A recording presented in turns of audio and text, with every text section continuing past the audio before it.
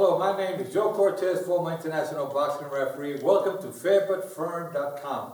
I'm here today with Tony Weeks, the referee who just refereed the Canelo Alvarez fight versus Alfredo Angulo this past Saturday, March 8th, here at the MGM Hotel in Las Vegas, Nevada. Now, Tony, you've had a couple of days to kind of digest of what happened this past Saturday night. Now, the fans were not too pleased with the stoppage of your fight.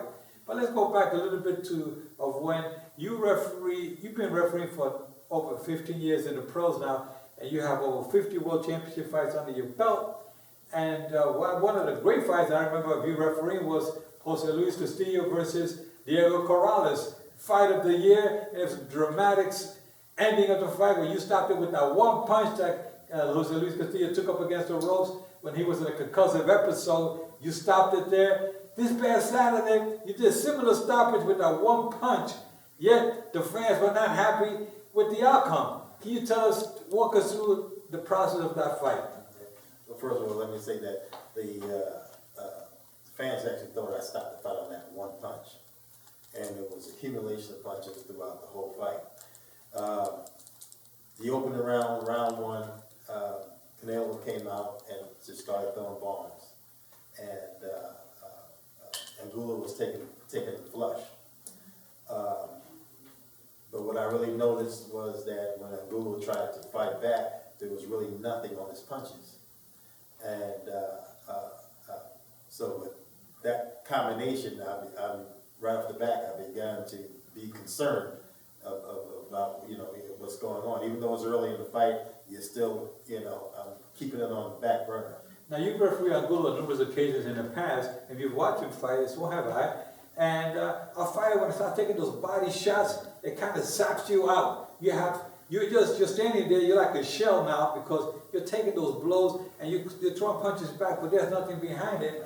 And not only is there nothing behind it, but you also, in your mind, you're thinking, wow, if I open up one shot on that, he's going to nail me with 3 or 4 more hard ones. So you kind of hold back a lot more. Now, what was going through your mind when it went to the 3rd, 4th round? What was happening at that particular moment? Well, as I alluded to before, from round 1 to 2, 3, and 4, the same thing was happening. Angulo was taking hard shots from Canelo, and not only head shots, but like you say, body shots. There was still nothing on his punches. I had went over to the corner, I believe it was 4th round, and voiced my concern to Angulo and his trainer, Mr. Hunter. And Mr. Hunter replied to me, well, Tony, look, he's a slow starter. Just give him a chance. And I had no problem with it at that point because it was still early in the fight. And like I said, yeah, I've done Angulo's fights before, and I know what he's capable of doing in that ring. But you didn't see none of that happening in the 5th, 6th round and whatnot. And as you know, as referees, one thing that's always stays in our mind, first of all, we want to stop and think about, there have been like over 5 ring deaths in the last 12 months in boxing, and there's one who's in the rehab right now, the Magomed, a heavyweight from Russia, who's in still bad condition. I mean, I'm sure that goes through our heads before we even get into the ring. We got to think about safety first of the fighters. And when we think about safety first, we're thinking about these fighters like they're our own children. We don't want our children to get hurt seriously. We're in for a sport, but we want to see them come back another day. What was going through your mind the 6th, 7th round at that moment? Tell us a little bit about that. Well, let me say this, regardless of what happened in the past, I'm always safety conscious, first and foremost. Like I say, I started to see no improvement in Angulo, and Canelo continuing to come on with these tremendous shots. And it just seemed a carbon copy of each round prior to that. And at this point, I'm becoming very concerned. So I believe that's when I summons in the doctor to look at him and evaluate him, see his condition. At that time, or at that point in the fight, the doctor looked at Angulo and said, no, he's okay, but still watch him. Okay, now what happened when you went into the end of the ninth round? That was a crucial round. I mean, Angulo came on a little bit in the eighth round, showed a little flurry of punches. What was going through your mind at that particular moment? The eighth round. Let's go to the eighth round first. What happened there? Well, yeah, I don't know whether Canelo was tired or he just wanted to take some time off, but he didn't really come on like he did in the previous rounds. So, which allowed Angulo to come on with a flurry of punches, which a lot of them were missing. Even the ones that were landing weren't doing any significant damage to Canelo. And then with that and the crowd, going crazy, and so it made it appear, like it was something more than it was. Yeah. But Canelo was never really hurt or phased in that. Okay, good. So now the ninth round comes about. Here we go back to the same as the previous round, the first, second, third, fourth, fifth, sixth, seventh, eighth. He was taking a pounding again in the ninth round. Ninth round, the bell rings. I'm watching from where I was sitting with the press media section. I'm watching, and I see the Virgil Hunter speaking with you. I see the doctor get in there. He's evaluating the condition of the fighter, of Angulo. What was Virgil Hill telling you at that moment? What was the conversation between you and Virgil Hill? And once again, at the end of that ninth round, went over to the corner. I'm extremely concerned now. And Mr. Hunter approached me and told me that he was going to give Angulo one more round, and if it continued to happen, he was going to stop the fight. While we were having our conversation, the doctor was evaluating Angulo. I approached the doctor, and the doctor informed me that he's taking too much punishment. At the next hard punch, stop the fight. Good, and you did exactly what the doctor told you. That's what we're trained for. Now, the fans out there don't understand that. We go to seminars certain couple of times a year with neurologists, doctors to tell us what signs to look for. What is a process? There is a process of us as referees. Exactly. Of when do we stop the fight? What signs are we looking for? Tell us some of the steps that we look for as referees. Well, like I say, you look at the amount of punishment the fighter is taking. You look at can he effectively defend himself, and you look at and what goes along with effectively defending himself. Can he punch back with effectiveness? And all of those were missing. And when you put all those together, that's a recipe for disaster.